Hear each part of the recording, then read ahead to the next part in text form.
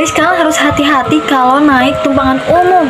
Jadi awalnya bapak ini tuh habis pulang kerja dan lagi nunggu angkutan umum buat pulang ke rumah. Karena udah malam dan udah capek juga, akhirnya bapaknya nyetopin apapun yang ada di depannya. Nah, pas banget di depan situ kayak ada mobil gitu. Akhirnya bapaknya mutusin buat pulang pakai mobil yang itu.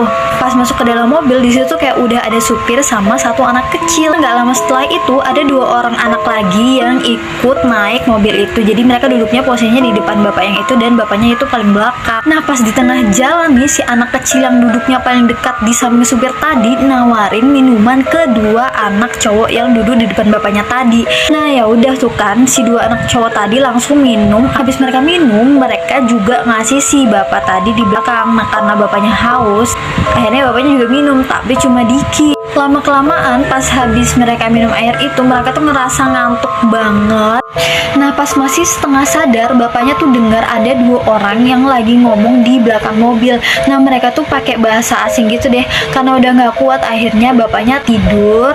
Sedangkan 2 anak cowok tadi, karena mereka minumnya lebih banyak, mereka udah teler duluan. Nah, bangun-bangun mereka udah ada di satu ruangan, jadi kayak dikurung di satu ruangan gitu. Terus ada 2 anak cowok yang tadi juga tidur di sebelahnya.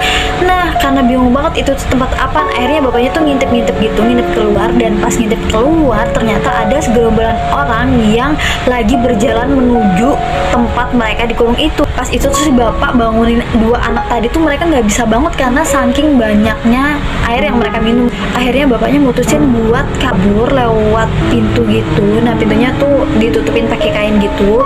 Nah, dia berusaha untuk lari sekuat-kuatnya walaupun keadaan tubuhnya tuh kayak masih lemah gitu karena pengaruh air yang dikasih tadi. Untungnya si bapak ini berhasil kabur, berhasil lari. Dan pas bapaknya sampai rumah tuh waktunya tuh kayak udah subuh gitu. Istrinya tuh udah khawatir banget, dan pas nyampe rumah dia bener-bener teler banget, tidur seharian.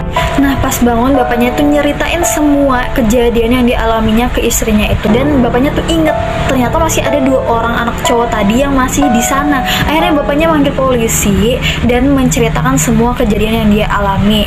Nah, beberapa hari setelah itu, ini bener-bener serem banget. Besoknya pas bapaknya lihat berita, polisi yang kemarin itu ngabarin kalau misalkan ada 2 orang hilang yang mana organ tubuhnya tuh udah nggak ada.